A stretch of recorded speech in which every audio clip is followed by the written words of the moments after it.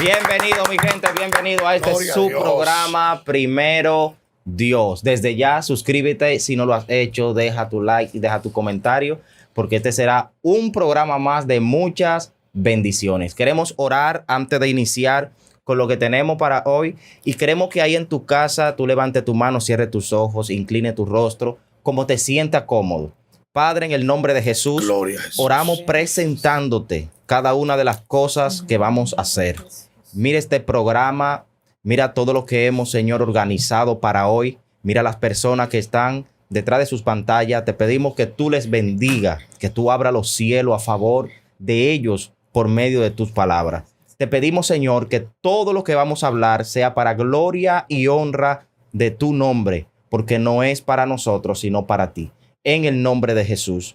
Amén y amén. Señores, cuénteme, pastor, ¿cómo usted está hoy? Bendecido, prosperado y en victoria. ¿Cómo? ¿Usted está bien? Yo estoy muy bien. No, pero entonces... Lo que me hace falta mañana lo tendré de sobra. Cuento con el recurso eterno y la gracia divina. ¿Qué más de ahí? Amén. No se necesita más nada. Cindy, ¿cómo está? Estoy muy ¿Cómo están bien. los ánimos para hoy? Bueno, estos ánimos están prendidos. Me siento demasiado bendecida de estar aquí con ustedes. Me estoy acostumbrando, señores. No lo digan, no me van a poder sacar. Aleluya. Estamos muy contentos de poder estar aquí una vez más en este su programa Primero Dios y queremos de inmediato comenzar con nuestro programa. Vamos a seguir hablando de finanzas. Esta vez vamos a hablar de finanzas en cuanto a la iglesia, a los pastores, los manejos, cómo debería manejarse. Algunos problemas. Tente mucho cuidado con lo que tú me vas a saltar hoy. Bueno. Cuidado con hablarme de los pastores y de que su finanza y demás. Bueno, en realidad es importante hablar directamente de este tema porque hay mucho tabú en cuanto a este tema y hay muchas cosas inventadas. Por eso tenemos a Cindy aquí. Amén. Porque Cindy es la especialista en efectivo. ¿Verdad? La primera pregunta surge. ¿Cuál sería el manejo correcto de la finanza en una iglesia, en una congregación? ¿Cuál sería el manejo correcto? Pero vamos a dejar que el pastor nos aborde ahí porque él es que tiene vasta experiencia con el tema. Claro. Bueno, las finanzas, ustedes saben que son muy complejas. O no la finanza, sino el manejo de ellas, debido a que cuando se trata de un grupo de personas, hay que tener cuidado en tener un buen manejo de ellas, debido a que las finanzas tienen siempre un grupo de personas que está atento y expectante a lo que se hace con ella. Y como tenemos la desgracia o la desdicha de que para muchos la iglesia ha llegado a un punto tal que muchos la han considerado como un negocio común y corriente, de tanto así que algunos han presumido de que solo para tener dinero hay que poner una iglesia. Hay unos que dicen, ¿quieres hacerte rico? Monta una iglesia. De hecho, creo que hasta películas se han tomado el atrevimiento de impactar de manera negativa en ese sentido. Pero lo cierto es que las finanzas de la iglesia tienen que tener un buen manejo. Un buen manejo, un manejo saludable en la finanza será de gran bendición y aumentará aún más la finanza en el mismo recinto donde tienen el manejo. Sí, y dentro del manejo cabe destacar que para tener un buen manejo tenemos que tener una persona asignada a esta entrada o a esta economía que pertenece a la iglesia. Esta es la tesorera, que es la persona que maneja todo lo que entra, que es la que lleva los cálculos de lo que se gasta. Todo eso entra dentro del manejo, dentro de cómo debería manejarse. Exacto. Porque hay lugares donde se hacen gastos, pero no hay forma de probar que se hizo ese gasto. Sí. Se compró algo, no hay factura, no hay nada escrito, no hay salida, entró, pero no hay tampoco un escrito donde se diga cuánto entró, cuánto salió. Y es importante esta organización porque llegará el momento, Cindy, en que quizá una persona se acerque y diga, yo quiero saber cómo hicieron esto. Claro, en ese sentido yo podría aportar un poquito haciendo un paralelismo en lo que es el manejo de una empresa regular, que es eso que tú decías, Luis, muy acertadamente, el control de ingresos y el control de gastos. Que si alguien viene a confrontarte las instituciones que regulan las iglesias que existen, luego vamos a hablar de eso, ustedes puedan demostrar qué entró, qué salió y lo que salió, en qué se gastó. Así es. Así Eso es lo que es. le da tanto paz a los hermanos de lo que se está usando sus finanzas, los recursos que ellos están otorgando o donando en la iglesia. También le da paz a los líderes y al mismo pastor le da su Sobre tranquilidad todo, sí. mental de saber que las cosas se están manejando de manera efectiva. Sí, Así y que es. también los pastores, sin intención de dañar, tienen que dar un reporte cada X tiempo a la congregación para que la persona se sienta parte también de lo que se está haciendo y que lleven en cuenta en qué se está utilizando el dinero de la ser iglesia. cada 6 meses. Cada X tiempo, dar un reporte. Bueno, entraron tanto, se hizo tal cosa, y el pastor se libra de que una persona comience a señalarlo, a decir, Cierto. mira, el pastor esto, el pastor lo otro. ¿Por qué? Porque no lleva a veces, ese pastor no lleva muchas veces un reporte. Así es. Eso es muy importante. Ahora, ¿qué se hace? Porque aquí entra la siguiente pregunta. ¿Qué se hace con el dinero que entra a la iglesia? Porque no solamente entra, el dinero también sale, se mueve. Y porque si solamente entrara, tuviéramos mucho dinero guardado, ¿verdad Exacto, que sí? exacto. El dinero va se gasta en algo. ¿En qué se invierte o cómo se usa o para qué se usa el dinero de la iglesia, Ah, pastor? Bueno, en mi opinión, yo entiendo en general que las iglesias todas tienen gastos fijos. Usted me va a corroborar o me va a desmentir, pastor. Las iglesias pagan luz, las iglesias pagan agua, las iglesias compran materiales y suministros gastables, las iglesias tienen que comprar sillas mientras la iglesia va creciendo, construcciones ya sea para ampliar la iglesia, las iglesias sustentan hermanos, viejitas que no trabajan y así sucesivamente, madres solteras que no tienen trabajo. O sea que lo que más hay es en dónde distribuir los recursos. Ahora vamos a dejar que el pastor nos ilumine un poco más, pero así lo entiendo yo. Así es. Sí, sí. Sí, pastor. Mira, en este caso, dada la primera parte y concluyendo en la segunda, un solo marco, toda estructura tiene que tener un organigrama. En su organigrama tiene que trazar pautas y con su grupo eclesiástico o de líderes marcar puntos claros de cómo se manejará las finanzas de la iglesia. Y esto lo cabe destacarlo porque hay personas que han creído que todo lo que entra en una iglesia es del pastor y eso no es así. Una iglesia organizada, una iglesia regulada, es una iglesia que sabe que debe rendir cuenta. Es una iglesia que sabe que se debe a esos hermanos fieles que constantemente dan sus diezmos, sus ofrendas y sus aportes o donaciones. Entonces, una iglesia organizada es la que se estructura de la siguiente manera. Dile, pastor. Punto número 1. Entra en un acuerdo de cuánto sería la asignación pastoral. Recordando que la Biblia dice que el que ministra o trabaja en el altar, viva del altar, coma del altar, se sustente del altar. Pero eso no le da acceso legal al líder, pastor o ministro, a que todo lo que entra en esa institución es de él. Él tiene una asignación que fue dada a un acuerdo entre el grupo o líderes que tiene dicha congregación. Porque el pastor no es dueño y señor, el que rompe la mesa y tira para arriba y hace lo que él quiera. No, el pastor debe aprender a sujetarse al orden ya establecido, porque cuando aprendemos a estar bajo autoridad, entonces podemos ejercer autoridad. Entonces, una buena autoridad es aquella que sabe someterse y estar sujeto al orden ya establecido. Muy bien. Muy bien. Wow. Y dentro de esos de los gastos de la iglesia, acuérdense que la iglesia paga luz. Y la luz está llegando bien cara. Bueno, bastante. Y donde hay varios aires, un equipo de sonido, instrumento encendido, se paga más o menos. Una iglesia, por ejemplo, donde nosotros nos congregamos, se paga un dinero de luz. Sí, bastante. Porque hay un gasto. Sí, bastante. Entonces, la compra de las cosas que se utilizan para limpiar el templo, se hace una compra cada mes. La gente debe saber eso también. Sí, debe saberlo. Entonces, el invitado, que si tú invitas a una persona, la iglesia tiene que cubrir esa persona.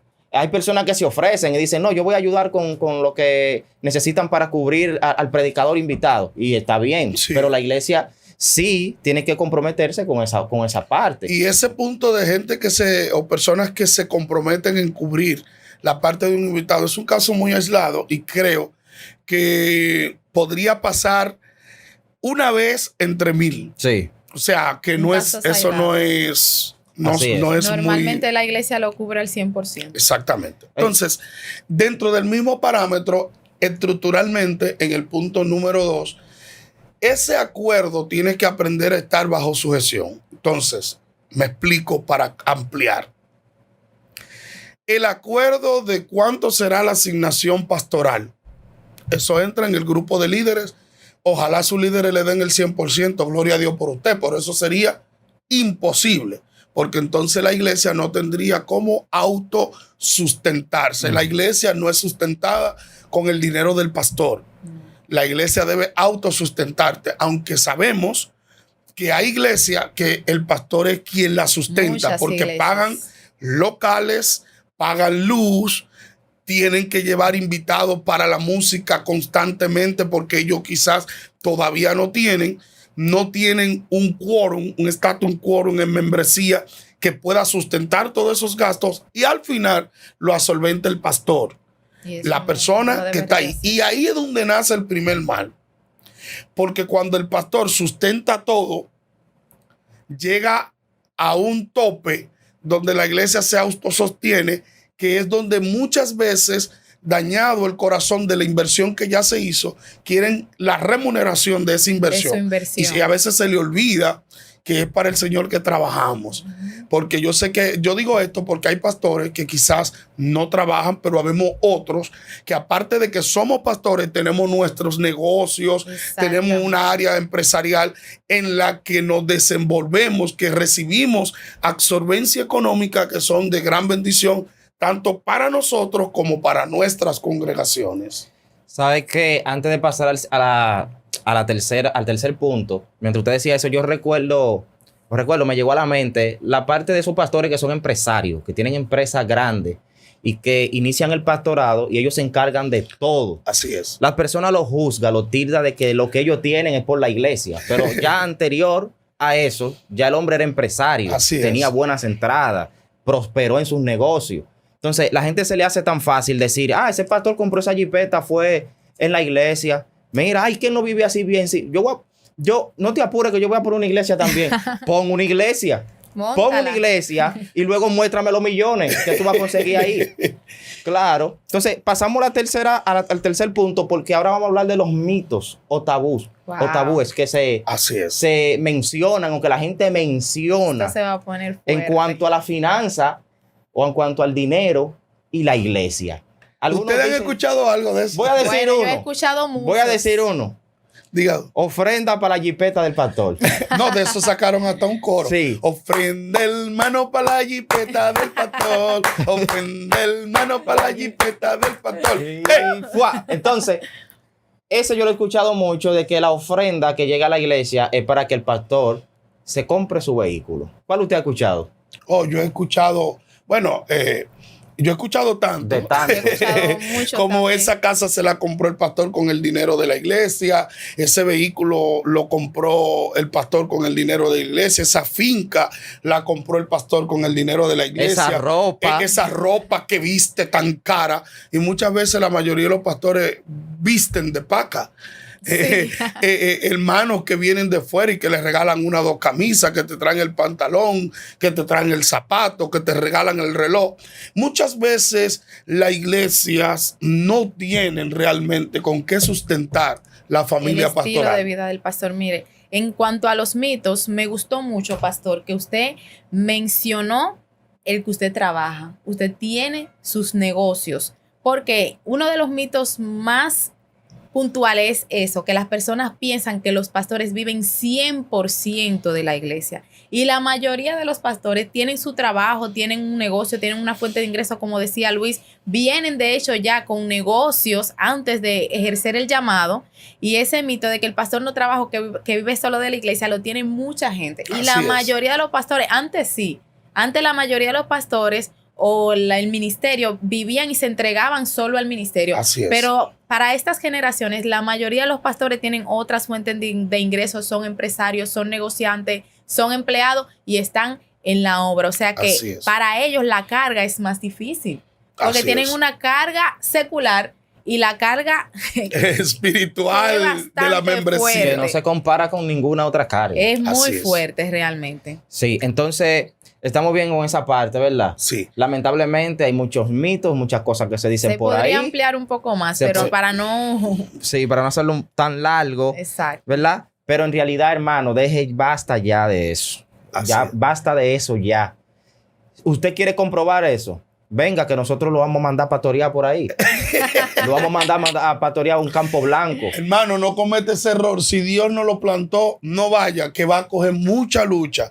Porque si el justo con dificultad se salva, ¿dónde quedará el impío y el pecador? No, y yo pienso que más que los hermanos, porque los hermanos, luego que ya aceptan al Señor, que ven la dinámica, como que despiertan respecto a eso. Es como malos amigos. Exacto. A los amigos que no entienden la dinámica que se vive en la iglesia. ¿Y por qué hay que tal cosa? ¿Y por qué yo tengo que dar mi... O sea, los mitos surgen más en las personas que están fuera de la congregación. Y que desconocen en su totalidad el origen y esas cosas. Ahí nace el siguiente punto, porque, hablamos de los mitos, pero ¿qué consejo le darían ustedes a esas personas que hoy no aportan, no hacen sus aportes, no dan de su dinero por todos estos mitos que hay? Que el dinero va hacia los bolsillos del pastor, lo que va para el vehículo del pastor, y esas personas se cohíben de hacer su aporte para que la iglesia siga desarrollándose. ¿Cuál consejo ustedes le dan a esas personas? Lo primero que yo aportaría respecto a ese punto, más que un consejo, es decir,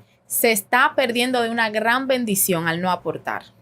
Porque si nos vamos a la palabra, y bendito sea Dios que esto es basado en la palabra respecto a las finanzas, hay promesas de Dios claves, puntuales para las personas que son desprendidas con las cosas que tienen que ver con la casa del Señor.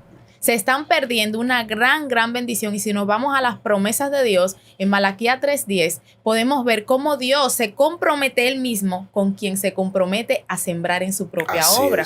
Eso es lo primero. ¿Qué otro consejo? Empiece dando lo que pueda, porque muchos se agarran de que no me da, de que no puedo, de que yo estoy, de que me ayuden a mí.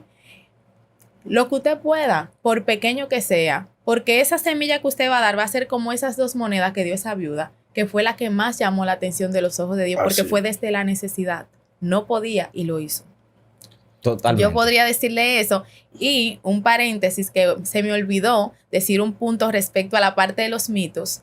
Y es que hay muchas personas que no saben que las iglesias o organizaciones de este tipo están reguladas por la Cámara de Comercio y por la DGI. O sea, que no piense que un pastor o una persona va a montar una iglesia y va a hacer lo que quiera. No hay una forma. institución que los regula, que tiene que reportar, que tiene que mostrar que los recursos y los fondos se están usando de maneras regulares en lo que se debe de utilizar. Así es. Para tumbar un mito por ahí. Vamos a dejar porque en ese mismo aspecto hay gente que cree que las finanzas entran todo oculto y vamos a la bolsillo del pastor y hágase. No es así. De hecho, la organización o la iglesia como tal tiene que agotar un proceso para ser una ONG. Y como ONG tiene que registrar un nombre y pagar impuestos. Tiene que hacer toda una cédula para la DGI, ir literalmente y presentar todo el organigrama, que no le voy a hablar de todo eso para no cansarlo, pero los pastores que están ahí saben de lo que estoy hablando y los ministros. Y luego de todo eso, cada año fiscal tenemos que presentar ante la DGI cuánto entró, cuánto se gastó, con factura, con comprobante fiscal, porque la congregación tiene una cédula fiscal con su número de RNC que entonces aparece y se vence cada X tiempo, donde debe volver a ser regulada, volver a renovar nombre y todo, que de hecho hay muchos lugares que están clandestinos porque lo hicieron una vez y piensan que ya fue para siempre, y no es así. Y no obstante, presentar a Cámara de Cuentas como ONG cuánto y en qué se invirtió lo que entró, lo que se donó a la iglesia y qué se hizo con eso. Pero la gente no sabe que en las iglesias hay personas que están enfermas, que la iglesia le ayuda con la compra de sus medicamentos. Que la iglesia va a las cárceles. Que la iglesia va a la cárcel, va a hospitales, va a los lugares centro infantiles, va a orfanatos. La iglesia de Cristo constituida tiene un trabajo que realizar, que la Biblia manda a realizarlo. La Biblia dice, acordaos de los presos como si vosotros estuviera allí. Nosotros periódicamente vamos a la cárcel, le aportamos en una que otra cosa, como van muchas iglesias, porque cada vez que vamos, vemos fila de pastores y miembros de iglesia llevando donaciones, porque es un mandato bíblico. Como iglesia, hay muchas ocasiones que hay que pagarle casa a hermanos que están en extrema necesidad. Hay personas que hay que ayudarlo con distintos insumos, con distintas cosas. Entonces, una iglesia no se maneja a su manera, tiene su forma de manejarse, y yo quiero que usted sepa, pastor, líder, ministro, hombre, mujer de Dios, y sobre todo a los amigos que nos están viendo, la iglesia es la mejor institución donde la gente puede llevar su dinero, y no es porque soy pastor, es porque veo el trabajo y desde el punto pastoral veo lo que se realiza y se hace con la finanza de una iglesia. Ya para la parte final de este programa, es lamentable, pero hay que mencionarlo ya para cerrar, no vamos a abundar. En toda organización siempre está la manzana podrida. Así es. Porque ahora tenemos que llegar al punto para cerrar el del por qué la gente piensa muchas veces de esa manera. Y es que la gente a veces se lleva de los malos ejemplos. En todo lugar hay una persona que da el mal ejemplo. Y no vamos a sacar la iglesia de esa parte. También hay personas imperfectas que han cometido errores. La gente se basa mucho en los errores más que en las virtudes de las personas. Se enfoca mucho en el que falló, no en el que lo está haciendo bien. Entonces, es lamentable que sí haya personas que den mal ejemplo, pero le queremos decir a todas esas personas que no se enfoquen en esas que han dado el mal ejemplo. Fíjese en aquellos que lo están haciendo bien y que su dinero, su aportación, la Biblia dice que es mejor dar que recibir. Por ende, su aportación, su dinero, lo que usted aporta a la congregación, lo está haciendo para Dios. Si alguien se lo robó, ya ese no es su problema. Su problema es para el que se lo robó. Amén. Amén. Entonces, me gustaría, no sé si ya tú terminaste la idea, Luis, animar a esos empresarios que están viendo el video a que sean de esos valientes que dan donaciones a las iglesias. Y le puedo decir que si usted da donaciones a instituciones ONG como son las iglesias, esa parte, ese aporte está libre de impuestos. O sea que también eso le puede ayudar estratégicamente para no tener que pagar tanto impuesto y está aportando, como explicaba el pastor, para ayudar niños huérfanos, señoras que están enfermas. Son demasiadas cosas que aporta la iglesia. Aportándole a ese mismo punto, para cualquier empresario que guste hacer una donación y quiera afectar de manera positiva en un área, en la donación usted puede aplicar o proponer en qué usted quiere que sea invertido ese dinero. Por ejemplo, si usted quiere que sea para alimentar una población pobre, usted puede sugerir que quisiera que con ese dinero se lleve a ese pleno. Excelente, que si es para ayudar a una persona en una casa, como ahora mismo que nosotros vamos para Las Guajiras a reconstruir una casa de una familia que está en una extrema necesidad y a bendecir ese hogar, usted puede, ¿verdad?, direccionar su aporte a lo que usted quisiera. Tremendo. En lo que se invirtiera. Y yo le aseguro, mire, un hombre o una mujer de Dios sabe la responsabilidad que es esta. Yo como hombre de Dios no me atrevería a tomar un dinero, porque sí tengo personas que nos aportan, sí. Entonces yo no me atrevería a tomar un dinero que fue para un aporte yo, porque sé lo que me acarrearía. Yo sé a lo que me tendría que atener si yo malverso ese dinero. Entonces, si usted tiene la intención, busque un lugar donde se le vaya a rendir cuenta de lo que se hizo con su dinero. Dios le bendiga. Señores, un aplauso a Dios por lo que hemos... Damos gloria a Dios y damos gracias a Dios por toda esa audiencia que hoy pudo escuchar, pudo ver este video. Comparte este video con alguien. Recuerda que puede consultar a nuestra amiga Cindy, que es Solution. De verdad, los contactos, nombre de la empresa, vamos. Bueno, en nuestras redes sociales, en Instagram estamos como Five Solution RD, en Facebook también, Five Solution RD, y nuestra página web www.fivesolution.com. Señores, ustedes escucharon. Busquen esa joven que verdaderamente está haciendo un trabajo grandioso. Dios te bendiga, Dios te guarde. Señores, hasta aquí llegó el programa. Otro aplauso al Señor. Nos vemos.